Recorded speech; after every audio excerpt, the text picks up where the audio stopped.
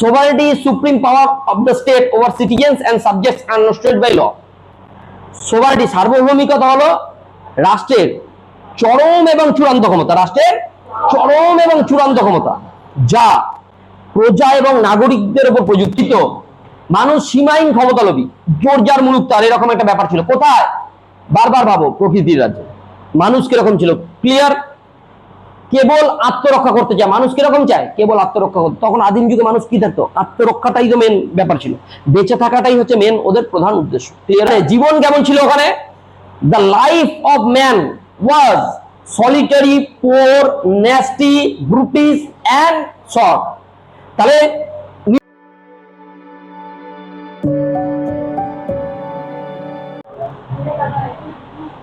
দেখো, পাশ্চাত্য রাষ্ট্রচিন্তা আমরা কি পড়ছি? পাশ্চাত্য রাষ্ট্রচিন্তা, ইংলিশে কি বলবো? ওয়েস্টার্ন পলিটিক্যাল থট, তাই তো? BA political science major, BA political science major পেপারটার নাম হচ্ছে পাশ্চাত্য রাষ্ট্রচিন্তা। বারবার সবাই এটা একদম ভুলিস না, বইটার নাম হচ্ছে পাশ্চাত্য রাষ্ট্রচিন্তা, ওয়েস্টার্ন পলিটিক্যাল থট। কি নাম? Western political thought. ওয়েস্টার্ন বলতেই আমরা কার কথা বলবো? ইউরোপের। পাশ্চাত্য, পশ্চিমী দুনিয়া, কার কথা বলবো? ইউরোপ। ঠিক আছে, কেউ কথা বলো না। এরপরে আমাদের এর আগে কি সিলেবাস আমরা বুঝিয়ে দিয়েছি, 3টে চ্যাপ্টার হয়ে গেছে। টোটাল কটা চ্যাপ্টার আছে? 7টা। কটা আছে? 7টা। তার মধ্যে আমাদের 3টে চ্যাপ্টার হয়ে গেছে। প্রথম চ্যাপ্টার কি পড়েছি আমরা? প্রাচীন গ্রিক রাষ্ট্রচিন্তার বৈশিষ্ট্য, তার সাথে প্লেটোর জাস্টিস, তার সাথে অ্যারিস্টটলের স্টেট, তাই তো? দ্বিতীয় অধ্যায় কি পড়েছি? ইউরোপের প্রাচীনকাল, ওখানে জানলাম। প্রাচীনকালের পরেই ইউরোপের আমরা কাদেরকে জানলাম? মধ্যযুগ। তো মধ্যযুগে কি দেখলাম? মধ্যযুগকে কোন পিরিয়ড থেকে ধরা হয়? 476 খ্রিস্টাব্দ থেকে একদম 1453, এই সময়কালকে কি বলা হয়? মধ্যযুগ, ইউরোপের মধ্যযুগ। ইউরোপের মধ্যযুগে আমরা কি দেখেছি? একদিকে পোপ আর একদিকে রাজা, পোপ আর রাজার মধ্যে দ্বন্দ্ব। অ্যাকচুয়ালি কাদের প্রাধান্য মধ্যযুগে বেশি দেখেছি? পোপতন্ত্র। কাদের? পোপদের। তাহলে পোপতন্ত্র দেখেছি। পোপতন্ত্রের পরেই যখন মিডিয়াভেল শেষ পর্যায়ে, মিডিয়াভেল শেষের দিকে আসলো, মধ্যযুগ শেষ হলো, তখনই কি হলো? মধ্যযুগ আধুনিক 3 নম্বর চ্যাপ্টারে কি আছে? ম্যাকিয়াভেলি। 3 নম্বর চ্যাপ্টারে ম্যাকিয়াভেলি, নবজাগরণের সন্তান। ইতালির ফ্লোরেন্স নগরীতে জন্ম হয়েছে ম্যাকিয়াভেলি, তো নিকোলো ম্যাকিয়াভেলি। ম্যাকিয়াভেলির লেখা বইটার নাম কি? The Prince. তো ম্যাকিয়াভেলি এসেই পোপ আর এমন একটা তত্ত্ব দিল যে পোপ আর রাজার মধ্যে দ্বন্দ্ব কি হলো? মিটে গেল। তো তত্ত্বটা কি ছিল? রাজাকে হতে হবে সিংহের মতো বলবান আর শ্রীগালের মতো চতুর। রাজাকে হতে হবে ক্ষমতাবান। রাজা যদি ক্ষমতাবান হয়, সেই রাজার শাসন কার্যে পোপ কখনোই হস্তক্ষেপ করবে না। তাহলে ম্যাকিয়াভেলিতে আমরা কি পড়বো? একটা হচ্ছে নবজাগরণের সন্তান কেন বলা হয় ম্যাকিয়াভেলিকে, তারপরে হচ্ছে ম্যাকিয়াভেলির পাওয়ার, ক্ষমতা তত্ত্ব। ম্যাকিয়াভেলির কি তত্ত্ব? ক্ষমতা তত্ত্ব। ম্যাকিয়াভেলি বলেছে রাজাকে হতে হবে ক্ষমতাবান। রাজা যদি অত্যাচারী হয় তাও শ্রেয়, কিন্তু রাজাকে কি হতে হবে? ক্ষমতাবান হতেই হবে।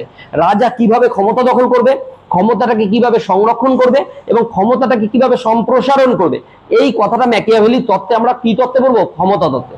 বুঝতে পেরেছো কি বললাম? তাহলে মেন কোশ্চেন ম্যাকিয়াভেলির ক্ষমতা তত্ত্ব। ঠিক আছে, এইবারে আরেকটা আছে সেকুলারাইজেশন অফ পলিটিক্স, মানে ধর্ম, রাজনীতি থেকে ধর্মকে কিভাবে পৃথক করেছে, এটাও ম্যাকিয়াভেলির তত্ত্বে আমরা জেনেছি। ক্লিয়ার হচ্ছে?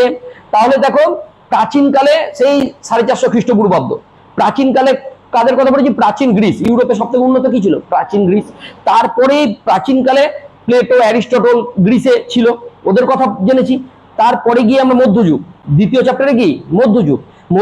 মধ্যযুগের তোমাদের সিলেবাসে কি আছে? মধ্যযুগের মেন ফিচার্স, মধ্যযুগের মূল বৈশিষ্ট্যগুলো। তাহলে মধ্যযুগের বৈশিষ্ট্য কি কি?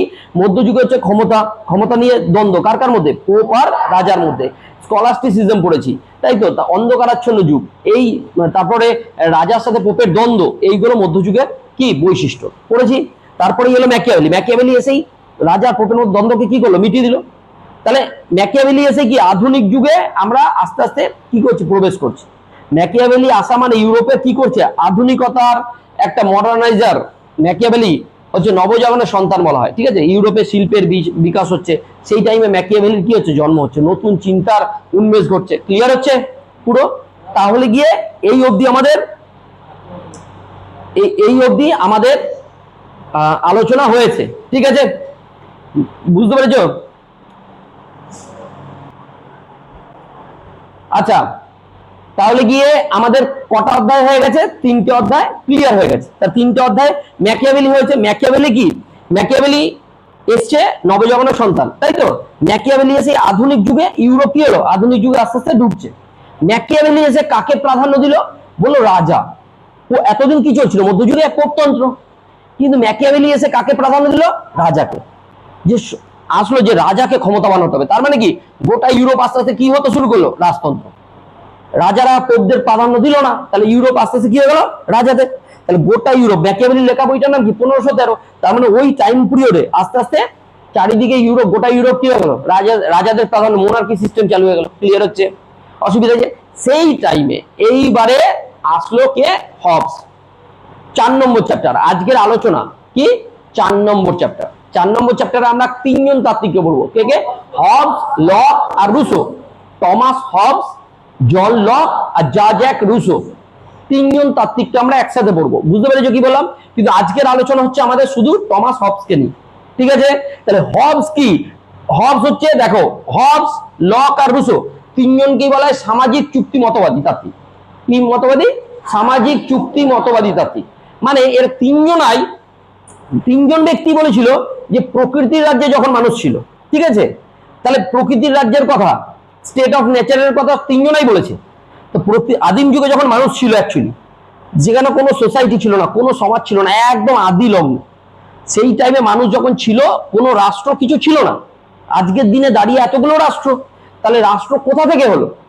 এর উদ্ভব কিভাবে হয়েছে? বলেছে সামাজিক চুক্তির মাধ্যমে। মানে মানুষ চুক্তি করে রাষ্ট্র তৈরি করেছে। বুঝতে পেরেছ? তাহলে এটা কারা বলেছে? 3 জনই বলেছে। কিন্তু 3 জনের বক্তব্যে আলাদা আলাদা মতামত আছে। ক্লিয়ার? আমাদের সিলেবাসে কি আছে? সিলেবাসে হবসের সার্বভৌমিকতা, হবস সোভারেনিটি আছে। সোভারেনিটি মানে হচ্ছে সার্বভৌমিকতা, হবসের সার্বভৌমিকতা। লকের উদারনীতিবাদ, লিবারালিজম। লিবারালিজম মানে কি? উদারনীতিবাদ। আর রুসোর হচ্ছে জেনারেল উইল, মানে সাধারণ ইচ্ছা, সাধারণ ইচ্ছা তত্ত্ব। বুঝতে পেরেছো? সিলেবাস আমরা আগে মুখস্থ রাখবো। সিলেবাস যখন ঠোঁটস্থ থাকে তাহলে বুঝতে পারবি কোন জিনিসটা আমি পড়ে যাচ্ছি, কোন জিনিসটা আমি পারবো, কোন জিনিসটা আমি পারবো না। পরীক্ষার সময় ইজি হয়ে যাবে। তাহলে 3টে, চতুর্থ অধ্যায়ে 3 জন আছে। কে কে? Hobbes, Locke, Rousseau. হবসের কি পড়বো? সোভারেনিটি, হবসের সার্বভৌমিকতা। ঠিক আছে? লকের কি পড়বো? লিবারালিজম। আগে ইংলিশটা বলার চেষ্টা করবি, কারণ গ্রাজুয়েশন উঠে গেছিস, ইংলিশটা আমরা আস্তে আস্তে ব্যবহার করতে হবে। লকের কি পড়বো? লিবারালিজম। লিবারালিজম মানে লিবারাল মানে উদার, লিবারালিজম মানে হচ্ছে উদার নীতিবাদ। আর রুসোর কি পড়বো? জেনারেল উইল, মানে জেনারেল উইল মানে সাধারণ ইচ্ছা, সাধারণ ইচ্ছা তত্ত্ব। ক্লিয়ার হচ্ছে? 3 জনার। এইবারে আমাদের আজকের মুখ্য আলোচনা, এতক্ষণ কি বলছিলাম? পুরো ইতিহাসটা বলছিলাম। এইবারে এলো হবস। আমাদের আজকের আলোচনা বিষয় কি? হবস। হবসের আমরা কি করবো? সোভারেনিটি। বুঝতে পেরেছো? তাহলে হবস কে? Thomas Hobbes. হবসের জন্মকাল কত? 1588 থেকে 1588-তে। বুঝতে পেরেছো? তার মানে টাইম পিরিয়ড দেখো, ঠিক ম্যাকিয়াভেলির পরেই টাইম পিরিয়ড। 1588 থেকে 1679। 1588 থেকে 1679। তাহলে হবসের জন্মকাল হচ্ছে 1588, মৃত্যু হচ্ছে 1679, এই টাইম পিরিয়ড। তাহলে এটা কোথাকার? ইংল্যান্ডের। আর হবস কোথাকার ব্যক্তি? তিনি একজন ইংরেজ দার্শনিক। তিনি একজন ইংরেজ দার্শনিক। ঠিক আছে? সপ্তদশ শতকের, সপ্তদশ 17th সেঞ্চুরি মানে সপ্তদশ শতক। বুঝতে পেরেছো? এগুলো ভূমিকা লিখতে কাজে দেবে। ক্লিয়ার হচ্ছে? তাহলে বিশিষ্ট ইংরেজ দার্শনিক, ইংল্যান্ডের মালমেস বাড়ি, ইংল্যান্ডের মালমেস বাড়িতে জন্মগ্রহণ করে। এইবার দেখো তার দর্শন কি? তাকে বলা হয় বৈজ্ঞানিক রাজনীতির প্রতিষ্ঠাতা। কি বলা হয়? বৈজ্ঞানিক রাজনীতির প্রতিষ্ঠাতা। প্রথম যে বৈজ্ঞানিক রাজনীতির ধারণা দেয় সেটা হচ্ছে হবস। কিভাবে সেটা আমরা আসছি। বস্তুবাদী রাজনীতি বিজ্ঞানের প্রতিষ্ঠাতা কাকে বলা হয়? হবসকে। প্রভাব কি? ইউক্লিডের দ্বারা প্রভাবিত হয়েছে। এইবারে আসো, বিখ্যাত উক্তি কি? প্রাকৃতিক অবস্থায় মানুষের জীবন সম্পর্কে তার অমর উক্তি। মানুষের জীবন হলো নিঃসঙ্গ, দরিদ্র, কদর্য, পাশবিক এবং সংক্ষিপ্ত। এগুলো সব আস্তে আস্তে বোঝাবো। বুঝতে পেরেছো কি বললাম? তার রচিত বিশ্ববিখ্যাত গ্রন্থের নাম কি? লেভিয়াথান। আমরা জানি লেভিয়াথান 1651। কত সাল? 1651 সালে লেভিয়াথান। এটাই হচ্ছে মেন গ্রন্থ। কিন্তু তোমাদের যখন পরীক্ষায় 1 নম্বরে তো কোশ্চেন নেই, ক মার্কসের আছে? 2 মার্কসের। তাহলে দুটো গ্রন্থ লিখতে পারে, তাই আছে কি? ডি সিভি, ডি কর্পোরে, ডি হোমিনে, এইগুলোর মধ্যে থেকে যে কোনো একটা লিখবে। অসুবিধা আছে? তাহলে হবসের লেখা গ্রন্থ কি? লেভিয়াথান। কত সাল? 1651, মনে থাকবে। এবার টমাস হবস কি রকম দার্শনিক? একজন ইংরেজ দার্শনিক, একজন ইংরেজ দার্শনিক, ব্রিটিশ তাত্ত্বিক। অসুবিধা আছে? তাহলে এবার হবসের আমরা কি পড়বো? সার্বভৌমিকতা। এবার হবসের সার্বভৌমিকতা জানার আগে আমাদের জানতে হবে হবস প্রকৃতির রাজ্য সম্পর্কে কি বলেছে। কি বলেছে? প্রকৃতির রাজ্য। ঠিক আছে, হবসের আগে প্রকৃতির রাজ্য জানবো, এই গল্পের মাধ্যমে আমরা সার্বভৌমিকতা দেখব। ঠিক আছে, তাহলে হবসের কি জানবো আমরা? প্রকৃতির রাজ্য। হবসের মতে প্রকৃতির রাজ্য কেমন ছিল? হবস দেখো, হবসের প্রকৃতির রাজ্য state of nature, state of nature. প্রকৃতির রাজ্য মানে কি? যেই রাজ্যটায় কেউ ছিল না, কোনো সোসাইটি ছিল না, কোনো গভর্নমেন্ট ছিল না, কোনো স্টেট ছিল না, কোনো পুলিশ ছিল না, বুঝতে পেরেছো? এমন একটা রাজ্য যেখানে কোনো কিছু প্রতিষ্ঠিত হয়নি। মানে মানুষ, একটা কল্পনা করো তোমরা সবাই, এবার চলে এসো এই জায়গাতেই যেখানে মানুষ প্রথম জন্মেছে। সেখানে কোনো কিছু ছিল না, কোনো গভর্নমেন্ট, কোনো রাষ্ট্র, কোনো পুলিশ, কোনো কিছু ছিল না আদিম যুগে। একদম যেখানে একদম উষা লগ্নে মানুষ যখন এসছে, কিচ্ছু ছিল না। এটাকেই তখন মানুষ কিসের দ্বারা পরিচালিত হতো? প্রাকৃতিক আইনের দ্বারা। কিসের দ্বারা? তখন এখনকার দিনে যেমন আইন আছে, সংবিধান আছে, তখনকার ছিল না। বুঝতে পারছো? তাহলে হবস কোন টাইমের কথা বলছে? প্রকৃতির রাজ্যের কথা বলছে। তাহলে প্রকৃতির রাজ্যে যখন মানুষ প্রথম এলো, তখন মানুষ কিরকম ছিল? মানুষ দেখো, মানুষের মধ্যে কোনো ভয় ছিল। প্রথম কথা হচ্ছে নিরাপত্তার একটা ভয় ছিল, নিরাপত্তার ভয় ছিল। যে যাকে খুশি যখন তখন খুশি মেরে দিতে পারে, কেউ কিছু বলার নেই। অ্যাবসলিউট কি ছিল? ফ্রিডম ছিল। জোর জার, তাহলে যখনই অ্যাবসলিউট ফ্রিডম থাকবে তখন কি হবে পরিস্থিতি? জোর জার মুলুকতার। মানে যার জোর আছে সে যা খুশি তাই করতে পারবে, কারণ কেউ তো বাধা দেবে না। তাহলে যাদের কম ক্ষমতা তারা কি করবে? সেখানে কোনো ধনী দরিদ্র এইসব বলে কোনো ভেদাভেদ কিছু ছিল না। তাহলে মানুষের মধ্যে কি সবসময় হিংসা, কলহ, লোভী মানুষ ছিল, কি লোভী, পাশবিক, এগুলো ছিল। বুঝতে পেরেছো? হবসের মতে বুঝতে পেরেছো কেন? কি কোনো আইন ছিল না। ক্লিয়ার হচ্ছে? তাহলে এইবার প্রকৃতির রাজ্য কিরকম দেখি। এটা তো হয়েছে, এবারে দেখো প্রকৃতির রাজ্য। প্রকৃতির রাজ্য কিরকম? হবসের গুরুত্বপূর্ণ গ্রন্থ এগুলো তো হয়েছে। এইবার আসো লেভিয়াথান, পরে বলছি। প্রকৃতির রাজ্য, প্রকৃতির রাজ্য কিরকম ছিল? কোনো সরকার নেই, কোনো সরকার নেই, কোনো পুলিশ নেই, কোনো আদালত নেই। প্রকৃতির রাজ্য মানে সবাই ভাববে কোথাকার? সেই আদিম যুগের কথা বলছে। মানুষ সেই টাইমে কোনো কিছু ছিল না। ক্লিয়ার হচ্ছে? গল্পের মধ্যে যদি থাকতে পারিস, পিকচার অফ মাইন্ড তৈরি করতে পারিস, তাহলে গিয়ে দেখবি ইজি বোঝাটা। ক্লিয়ার হচ্ছে? তাহলে প্রকৃতির রাজ্য রাষ্ট্র সৃষ্টির পূর্বে এক ভয়ঙ্কর আদিম অবস্থা, এক ভয়ঙ্কর আদিম অবস্থা। এটা কাকে বলছে? হবস। ঠিক আছে, এইবারে বলছে প্রকৃতির রাজ্যের বৈশিষ্ট্য। কোনো রাষ্ট্র নেই, কোনো নো স্টেট, কোনো সরকার নেই, নো গভর্নমেন্ট, কোনো আইন নেই, নো ল, কোনো আদালত নেই, নো জুডিশিয়ারি, কোনো পুলিশ নেই, নো পুলিশ। অসুবিধা আছে? প্রকৃতির রাজ্য একদম ছিল। প্রকৃতির রাজ্যে এইসব কিছু ছিল না। যখন প্রকৃতির রাজ্যে এইসব কিছু ছিল না, তখন মানুষ কিরকম ছিল? মানুষের স্বভাব কিরকম ছিল? হিউম্যান নেচার কিরকম ছিল? হিউম্যান নেচার ছিল মানুষ অত্যন্ত স্বার্থপর, মানুষ অত্যন্ত স্বার্থপর, মানুষ সর্বদা ভীত থাকতো। কিসের জন্য? কেউ যখন তখন এসে কেউ মেরে দিতে পারে, যার শক্তি বেশি, ক্ষমতা বেশি, যখন তখন মেরে দিতে পারে। তুই কোথা থেকে? কেউ কেউ কি আছে ঠেকানোর মতো? কেউ নেই, জোর জার মুলুকতার। তাহলে মানুষ কি হবে? যখন তখন কি করতে পারে? কাউকে মারতেই পারে। সেই জন্য মানুষ কি থাকতো? ভীত। মানুষ সীমাহীন ক্ষমতালোভী। মানুষ কি ছিল?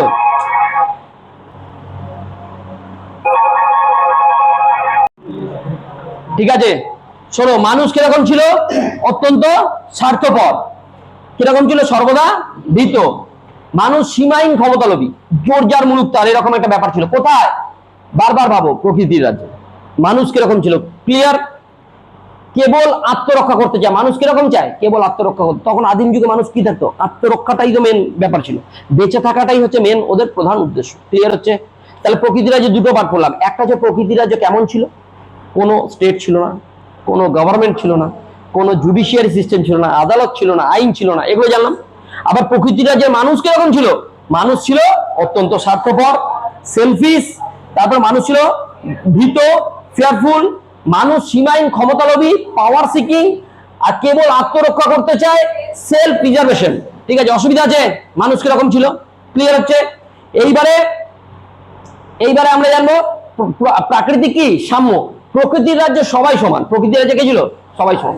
ওখানে কোনো আম্বানি আদানি ছিল না, আর গরিব ব্যক্তিও কোনো কিছু ছিল না, কারণ ওই রকম কোনো কিছু পরিস্থিতি ছিল না। সবাই সমান, ধনী গরিব বা শক্তিশালী দুর্বল সবাই একে অপরের ক্ষতি করতে বা হত্যা করতে সক্ষম। সবাই একে অপরের ক্ষতি করতে বা হত্যা করতে সক্ষম। এটা কিরকম ছিল? প্রকৃতির রাজ্য। কার মতে? হবসের মতে। বারবার এই জিনিসটা মনে রাখবে, ঠিক আছে? তারপরে প্রকৃতির রাজ্য কিরকম বলছে? সবাই সবার বিরুদ্ধে যুদ্ধ লিপ্ত। সবাই সবাই তো ক্ষমতা চায়, তাই সবাই সবার বিরুদ্ধে কি? যুদ্ধে লিপ্ত। এটাই ছিল war of every man against every man, ঠিক আছে? নিজস্ব স্বার্থ ও আত্মরক্ষার জন্য মানুষ সর্বদা একে অপরের সাথে সংঘাতে লিপ্ত ছিল, কোনো শান্তি ছিল না। তাহলে হবসের মতে প্রকৃতির রাজ্যে কোনো শান্তি ছিল না। Point to be noted. মনে থাকবে কথাটা কি বললাম? হবসের মতে প্রকৃতির রাজ্য কিরকম ছিল? প্রকৃতির রাজ্যে কোনো শান্তি ছিল না। ক্লিয়ার হচ্ছে? এইবারে জীবন কেমন ছিল ওখানে? The life of man was solitary, poor, nasty, brutish and short.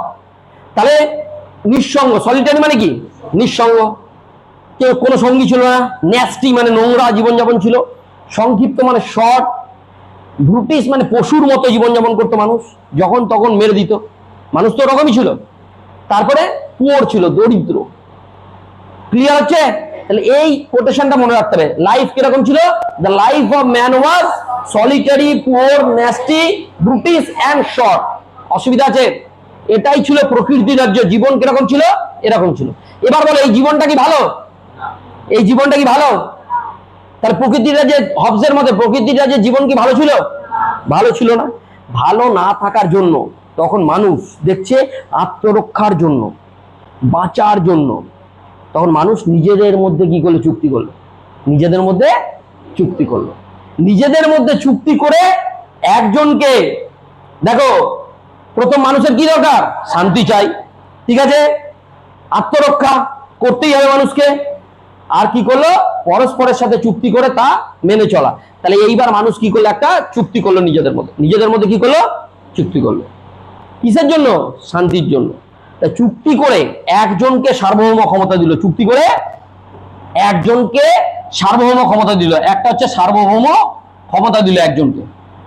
একজনকে সার্বভৌম ক্ষমতা দিল, একজন ব্যক্তিকে। একজন ব্যক্তিকে সব ক্ষমতা দিল মানুষ, যে তুমি আজ থেকে সব থেকে ধর শক্তিমান, তাকে কি করলো? সার্বভৌম ক্ষমতা দিল, সবার ক্ষমতাটা। তুমি আজ থেকে আমাদের জীবন, স্বাধীনতা, সম্পত্তি সবকিছু আমাদেরকে রক্ষা করো। তাহলে মানুষ কিসের জন্য সার্বভৌম ক্ষমতা দিল? একজনকে শান্তির জন্য। নিজেরা আত্মরক্ষার তাগিদে নিজেদের মধ্যে কি করলো? চুক্তি করলো। চুক্তি করে একজনকে কি করলো? সার্বভৌম ক্ষমতা দিল। বুঝতে পেরেছো কথাটা কি বললাম? তাহলে হবসের মতে প্রকৃতির রাজ্য কেমন ছিল? প্রকৃতির রাজ্য কেমন ছিল? প্রকৃতির রাজ্যে কোনো স্টেট ছিল না, কোনো গভর্নমেন্ট সরকার ছিল না, আইন ছিল না, আদালত ছিল না। হলো, এবার প্রকৃতির রাজ্যের মানুষ কিরকম থাকতো? স্বার্থপর, নিঃসঙ্গ, দরিদ্র, পাশবিক, ভয়ে ভীত। সব সময় পারা যাবে, লেখা যাবে প্রকৃতির রাজ্য কেমন ছিল। তাহলে এইবার মানুষে মানুষে কি ছিল? সবসময় লড়াইয়ে লিপ্ত ছিল, দ্বন্দ্বে। তখন মানুষ কি করলো? আত্মরক্ষার তাগিদে। মানুষ আত্মরক্ষার তাগিদে, এই কথাটা মেন ইম্পর্টেন্ট। মানুষ আত্মরক্ষার তাগিদে চুক্তি করলো। নিজেদের মধ্যে থেকে একজনকে সার্বভৌম ক্ষমতা দিল। একজনকে সার্বভৌম ক্ষমতা দিল। যে একজনকে সার্বভৌম ক্ষমতা মানে কি? একজনকে সরকার বানানো। যে তুমি আজ থেকে আমাদের জীবন, স্বাধীনতা, সম্পত্তি কি করবে? তুমি আজ থেকে আমাদেরকে রক্ষা করবে, আমাদের আত্মরক্ষা করবে। ক্লিয়ার? এই অবধি হবস ঠিক ছিল। এই অবধি হবসের কথা একদম দারুণ কথা, যে সবাই মিলে একজনকে সার্বভৌম ক্ষমতা দিক, তাহলে সেই কি করবে? সেই পুরোটা সবাইকে কি করবে? শাসন করবে, রক্ষা করবে। ক্লিয়ার হচ্ছে? মানুষ সার্বভৌম ক্ষমতা দিক কি জন্য? নিজেদের রক্ষার জন্য, আত্মরক্ষার জন্য। এইবারে দাঁড়িয়ে কি হলো? এইবার বাঁচার তাগিদে, কিসের তাগিদে? বাঁচার তাগিদে মানুষ এই জিনিসটা করলো। দিয়ে কি করলো? এটাকে কি বলা হচ্ছে? সামাজিক চুক্তি। এটাকে কি বলা হচ্ছে?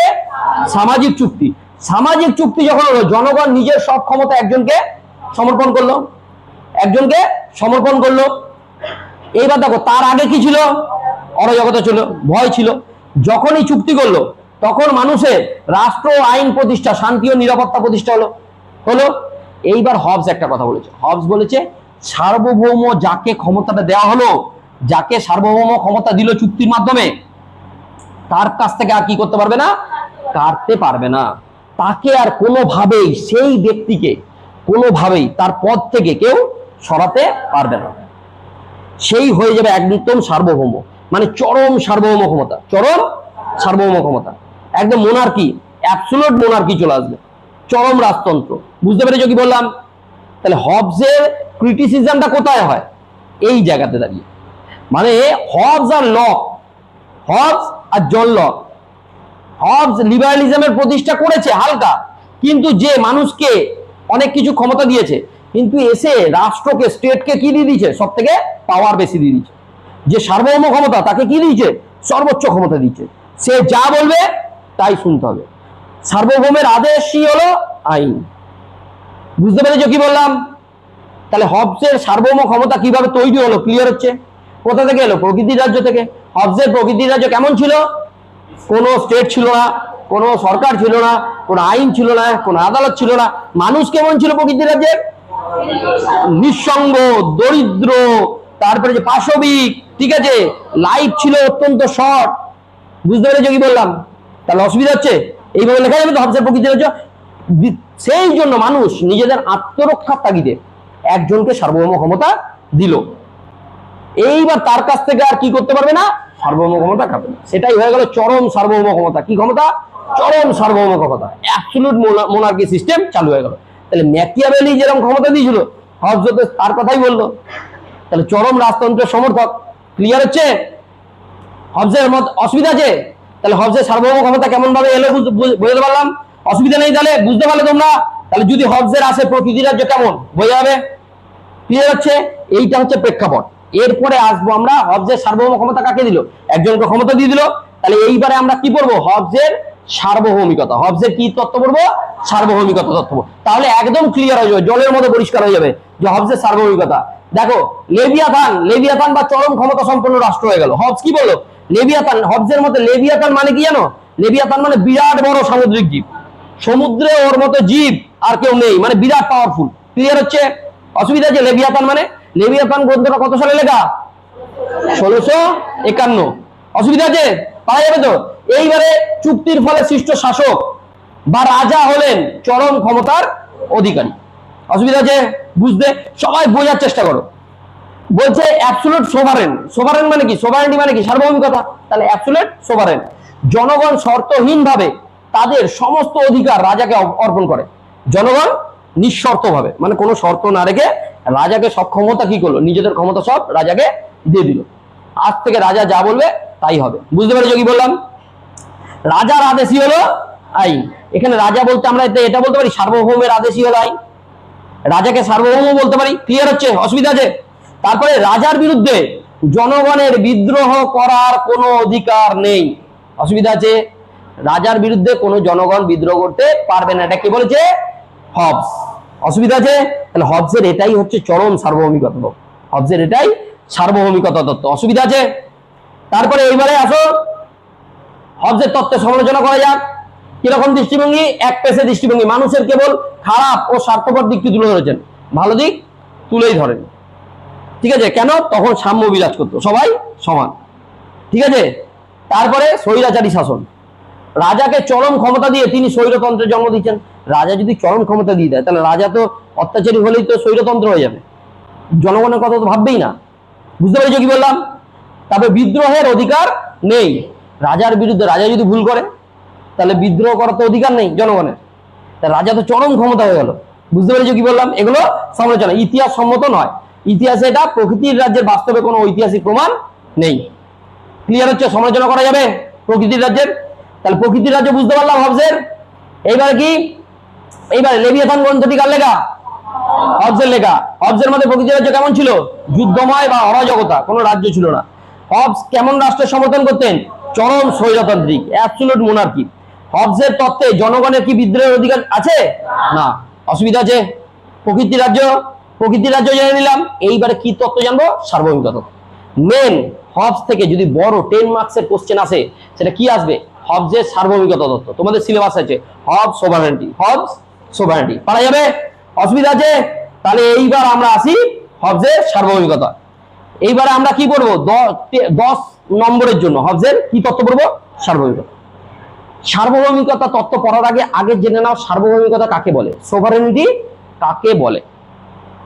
সোভারেনিটি is supreme power of the state over citizens and subjects unrestricted by law. Sovereignty সার্বভৌমিকতা হলো রাষ্ট্রের চরম এবং চূড়ান্ত ক্ষমতা, রাষ্ট্রের চরম এবং চূড়ান্ত ক্ষমতা যা প্রজা এবং নাগরিকদের উপর প্রযুক্ত হয়, যা প্রজা এবং নাগরিকদের উপর প্রযুক্ত হয়, আর যেটা আইনের দ্বারা অনিয়ন্ত্রিত, আনরেস্ট্রেন্ড বাই ল, আইনের দ্বারা অনিয়ন্ত্রিত। এটা কার উক্তি? জিন বোদিন, যা বোদা। তাহলে সার্বভৌমিকতা তত্ত্বের জনক কাকে বলা হয়? যা বোদাকে। ঠিক আছে, যা বোদার এই তত্ত্ব। তাই যা বোদা জিন বোদিন যখন এই তত্ত্ব দেয়, সার্বভৌমিকতা হলো কি? সার্বভৌমিকতাকে দুভাবে ভাগ করা যায়, একটা হচ্ছে বাহ্যিক, একটা অভ্যন্তরীণ। বাহ্যিক সার্বভৌমিকতা মানে, সার্বভৌমিকতা মানে বুঝে নাও রাষ্ট্রের এমন ক্ষমতা যে রাষ্ট্রকে চাইলে বাইরের দিক থেকে কোনো শক্তি নিয়ন্ত্রণ করতে পারবে না। বাইরের কোনো শক্তি, ধরো আজকে ভারত আছে, ভারতের পাশে চীন আছে, চীন সার্বভৌম রাষ্ট্র, ভারত সার্বভৌম রাষ্ট্র। চীন ভারতের থেকে অনেক গুণ পাওয়ারফুল। চীন চাইলেই ভারতকে দখল করতে পারবে না বা নিয়ন্ত্রণ করতে পারবে না। কারণ কি? সার্বভৌম রাষ্ট্র। ভারতের কি ক্ষমতা আছে? সার্বভৌম। কোনো সোভারেন কান্ট্রিকে কোনো দেশ নিয়ন্ত্রণ করতে পারবে না। তার প্রত্যক্ষ উদাহরণ ইরানের সাথে আমেরিকার যুদ্ধ চলছে। ইরানের কাছে পারমাণবিক বোমা নেই, আমেরিকার কাছে গাদাও আছে। রাশিয়ার সাথে ইউক্রেনের যুদ্ধ চলছে, রাশিয়ার কাছে পারমাণবিক বোমা আছে, ইউক্রেনের কাছে নেই। তবুও দেখো, যেহেতু ইউক্রেন আর ইরান সার্বভৌম, তাই ওদেরকে কেউ একদম নিয়ন্ত্রণ করতে পারছে না, যত বড়ই দেশ হোক। বুঝতে পেরেছো? তাহলে সার্বভৌম ক্ষমতাটা রাষ্ট্রের কিরকম ক্ষমতা? রাষ্ট্র দুদিক থেকে স্বাধীন, বাহ্যিক দিক থেকেও আবার অভ্যন্তরীণ, মানে অভ্যন্তরীণ কোন শক্তি রাষ্ট্রের বিরুদ্ধে কোন রকম কথা বলতে পারবে না। অসুবিধা আছে? তাহলে রাষ্ট্রের সার্বভৌম ক্ষমতাটা কিরকম ক্ষমতা? অ্যাবসলিউট পাওয়ার, রাষ্ট্রের চরম এবং চূড়ান্ত ক্ষমতা। অসুবিধা আছে? তাহলে সার্বভৌম ক্ষমতাটা কি? চরম ক্ষমতা। এইবার হবসের সার্বভৌমিকতা আমরা পড়বো, হবসের সার্বভৌমিকতা তত্ত্ব পড়বো। এতক্ষণ সার্বভৌম কিভাবে হবস সার্বভৌমিক ক্ষমতা দিল? সার্বভৌমিকতা একদম প্রকৃতির রাজ্যের মাধ্যমে মানুষ আত্মরক্ষার জন্য একজনকে চুক্তির মাধ্যমে সব ক্ষমতা দিল, সার্বভৌম ক্ষমতা দিল। অসুবিধা আছে?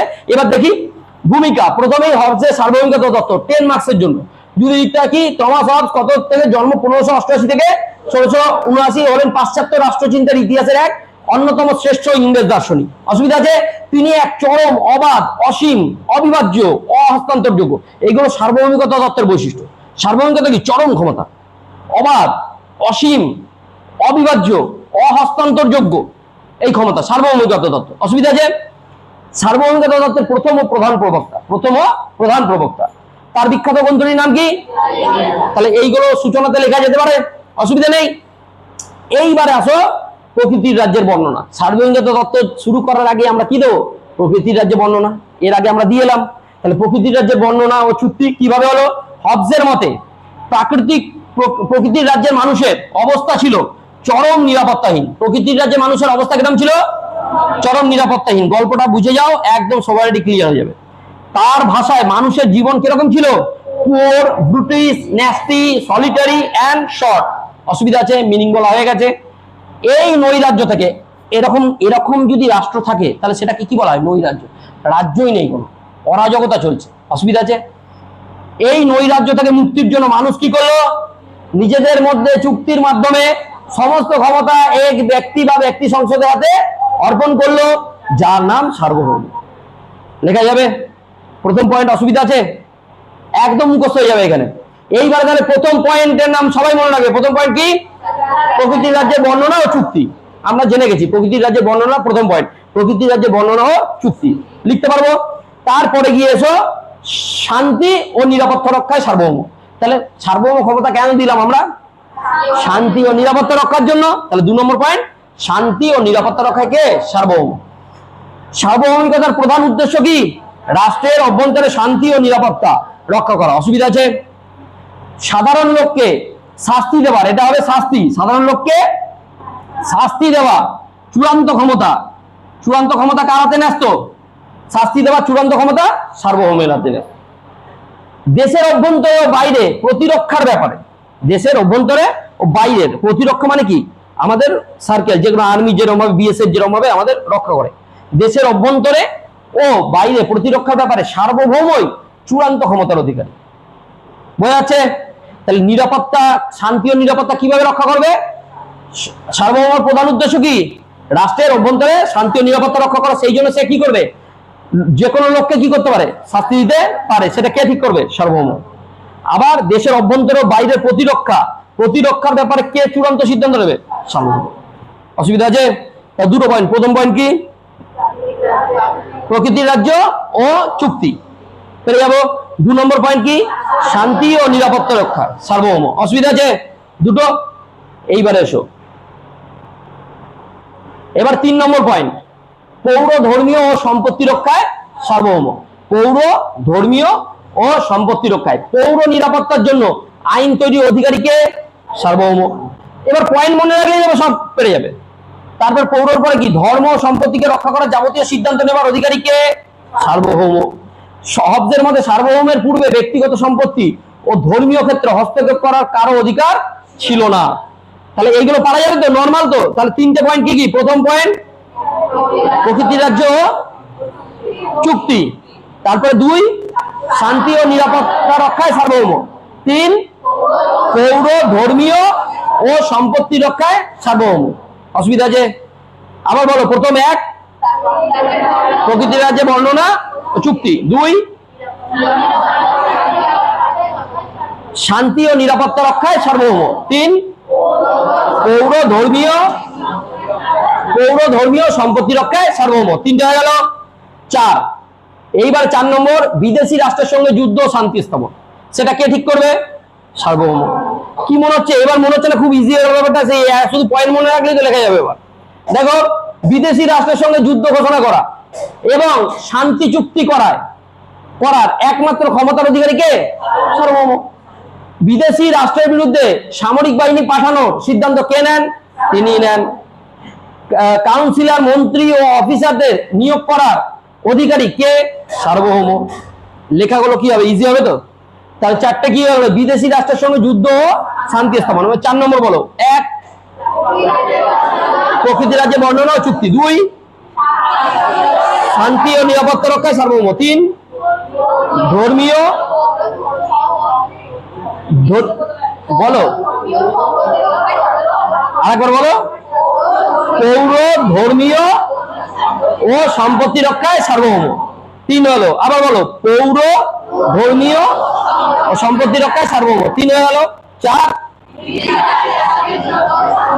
বিদেশি রাষ্ট্রের সঙ্গে যুদ্ধ শান্তি স্থাপন। অসুবিধা আছে? এটার অধিকারীকে? সার্বভৌম। 4 হয়ে গেল। এইবার 5, সার্বভৌমের আইনের উৎস ও স্রষ্টা। সার্বভৌমই আইনের উৎস ও স্রষ্টা। তাহলে সার্বভৌমের আদেশই হলো আইন। সার্বভৌমের আদেশই হলো আইন। তো সার্বভৌম সমাজের শৃঙ্খলার জন্য আইন তৈরি করে, কিন্তু তিনি নিজের সৃষ্ট আইনের ঊর্ধ্বে। সার্বভৌম আইন তৈরি করবে, কিন্তু সার্বভৌমের ওপর কোনো আইন কার্যকরী হবে না। সার্বভৌমের আদেশই হচ্ছে আইন।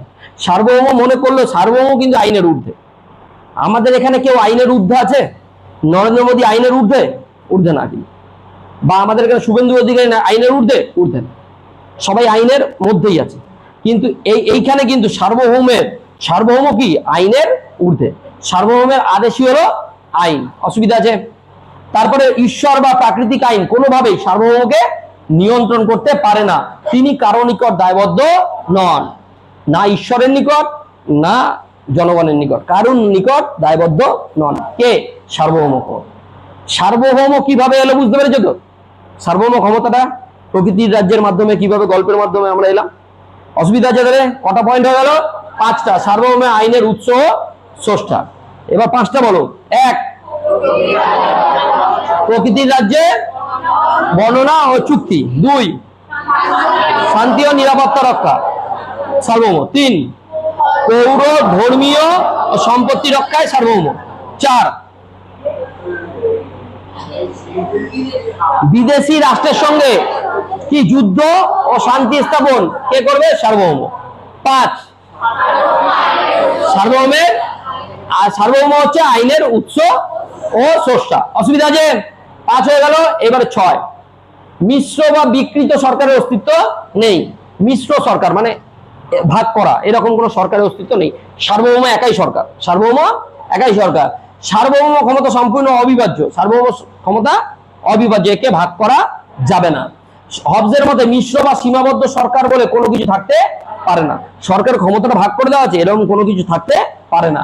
যেহেতু চূড়ান্ত সিদ্ধান্ত দানের ক্ষমতা কোনো না কোনো একজনের ব্যক্তির হাতেই থাকবে, তাই সার্বভৌমত্বকে বিচ্ছিন্ন করা যায় না। কারণ একজন ব্যক্তি তো সব, তাকেই তো দাঁড় করিয়েছে, সে যা বলবে তাই শুনতে হবে। তাহলে ক্ষমতাটা কখনোই সীমিত হবে না বা ভাগ করা যাবে না, অবিভাজ্য। সার্বভৌম ক্ষমতা কি হবে?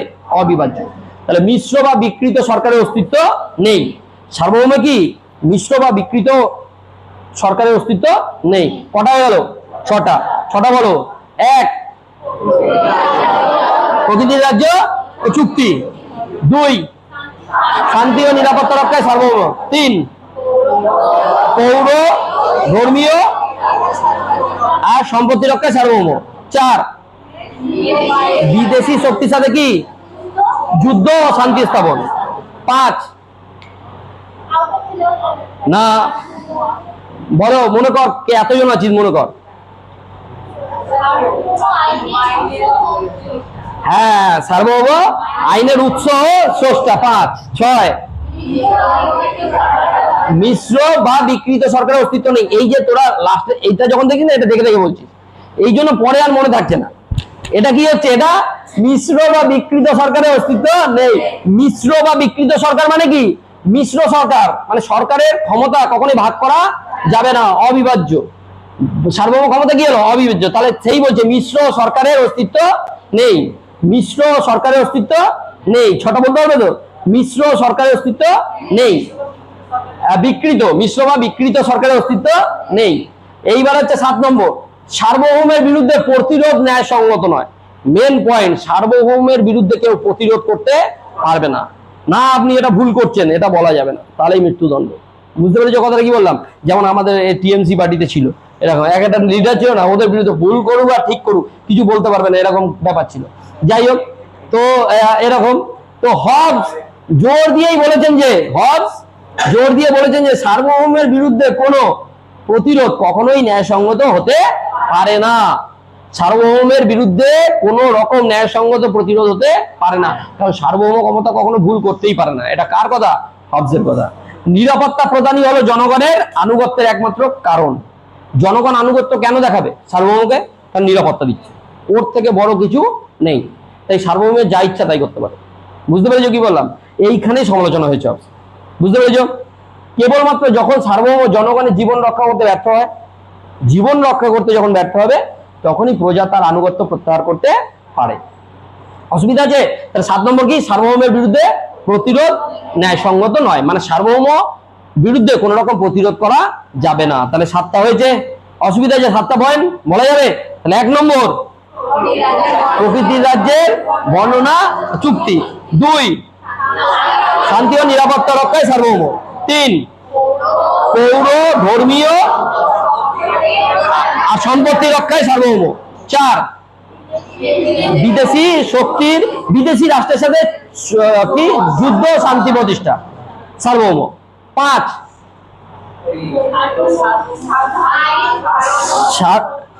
সার্বভৌম আইনের স্রষ্টা, উৎস ও স্রষ্টা। সার্বভৌম আইনের উৎস ও স্রষ্টা। 6, কি কি কি কি আবার বল? মিশ্র বা বিকৃতি সরকারের অস্তিত্ব নেই। 7, সার্বভৌমের বিরুদ্ধে প্রতিরোধ ন্যায়সঙ্গত নয়। 7টা পয়েন্ট। তাহলে এই 7টা পয়েন্ট লিখলেই হবে আশা করি। 10 নম্বরের জন্য বেশি পয়েন্ট লিখতে হবে না। এইবারে সমালোচনা আছে। এবারে কি আসবো? সমালোচনা। তাহলে প্রথমে কি করলাম? ভূমিকা। আচ্ছা, হবস কবে জন্মগ্রহণ করে? 1688। আর কবে? এই 1588। আর মৃত্যু করে 1679। হবস একজন কোথাকার তাত্ত্বিক? ইংরেজ তাত্ত্বিক, ব্রিটিশ তাত্ত্বিক। ঠিক আছে? অসুবিধা আছে? হবসের লেখা গ্রন্থটার নাম কি? তাহলে এইরকম লিখতে পারি, হবস লেভিয়াথান গ্রন্থেই তার কি সার্বভৌমিকতা তত্ত্বটি উপস্থাপন করেন। তাহলে সূচনা লেখা যাবে। সূচনার পরে কি করবো আমরা? 7টা পয়েন্ট। 7টা পয়েন্ট আমরা করলাম। প্রথম প্রকৃতির রাজ্য দিয়ে শুরু হবে, তাই লেখাটা ইজি হয়ে যাবে তোমাদের কাছে। তারপরে গিয়ে আমরা কি করবো? সমালোচনা। সমালোচনাতে আসো যে এই বাগান বলেছে কি তিনি তীব্র সমালোচনা করে বলেছেন হবসের তত্ত্ব স্বৈরতন্ত্রের পথ প্রশস্ত করে। হবসের তত্ত্ব কিসের পথ? কারণ রাজা ক্ষমতা যখন চরম পেয়ে যাবে তখন রাজা যা ইচ্ছা তাই করবে, তাহলে কি হয়ে যাবে? স্বৈরতন্ত্র। অসুবিধা আছে?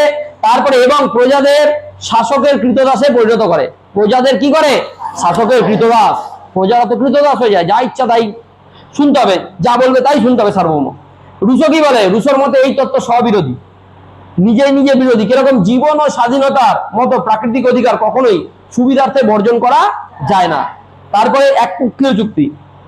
একপক্ষীয় মানে চুক্তিটি একপক্ষীয়, তো সার্বভৌমকে বানিয়ে দিলি, জনগণের কোনো ক্ষমতা নেই, একাই যা বলবে তাই। তাহলে এখানে কি সার্বভৌম চুক্তির অংশ নন, সার্বভৌম চুক্তির অংশ নন, তাই তিনি জনগণের নিকট কোনোভাবেই জবাবদিহি করতে বাধ্য নন। সার্বভৌমকে কারা ঠিক করে? জনগণ। তাহলে সার্বভৌম তো চুক্তির অংশ নন, তাহলে সার্বভৌম কারুর কাছে দায়বদ্ধ নয়। সমালোচনা করা যাবে, সমালোচনা নিয়ে অসুবিধা নেই।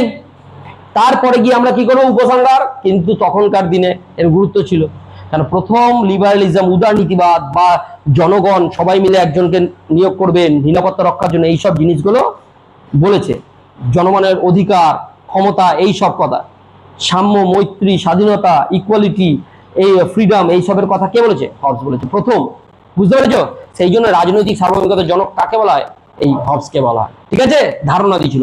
হবসের জন্যই লক কিন্তু এরপরে উদারনীতিবাদ নিয়ে এসেছিল। বুঝতে পেরেছো? শুধু একটা জায়গাতেই লককে ফাদার অফ লিবারালিজম বলা হয়।